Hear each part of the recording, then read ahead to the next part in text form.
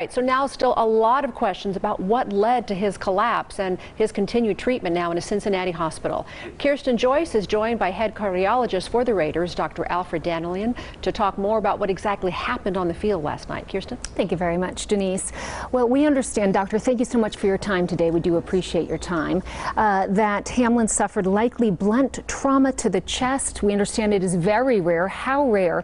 And can you explain what happens during such a medical episode? Yeah, thank you for having me, firstly. I think it's important for us to recognize that we really don't know the exact cause of this sudden cardiac arrest at this time.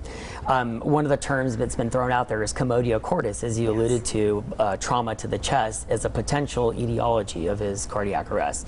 And that's something that everybody wants to know at this point. And so commodio cordis is a type of sudden cardiac arrest that occurs due to blunt trauma over the chest wall, due to basically a spherical hard object usually that hits the chest at an exact time that places the patient or the person at high risk of developing this life-threatening arrhythmia.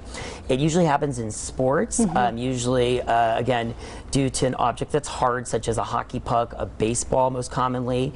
It can happen in lacrosse balls, but also when you have more bodily physical activity sports, such as football or rugby.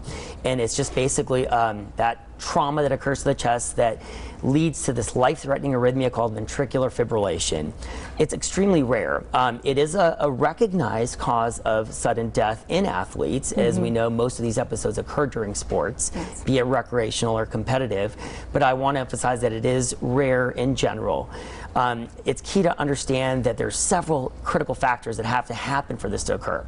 The timing of when it occurs, I mentioned that vulnerable period. The hard object has to be hard enough. It has to be directly over the chest wall.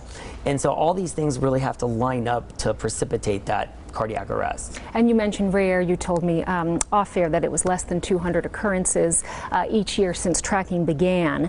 That likely, as we say, nothing determined yet, but likely led to sudden cardiac arrest. What's the difference between that and a heart attack? That's a great question. It's often used interchangeably, but they're definitely different. So heart attack is really the sudden loss of blood flow to the heart muscle, occurring usually due to a blockage of the artery itself, so the plumbing system. What we're really referring to here is cardiac arrest, which is basically a primary electrical disturbance where the heart basically stops pumping and beating the way it should. Okay. And real quick with the last 15 seconds here, Doctor, the importance of the medical staff on the field and how quickly they reacted. Utmost importance. I mean, they were phenomenal. Medical staff is key. They recognized it early. They started early CPR and defibrillation. Thank you so much for your time. The doctor will be joining us again in the 5 and 6. Thank you so much for your time today. We greatly appreciate that here in the 4:30. Denise, I'm going to send it back over to you.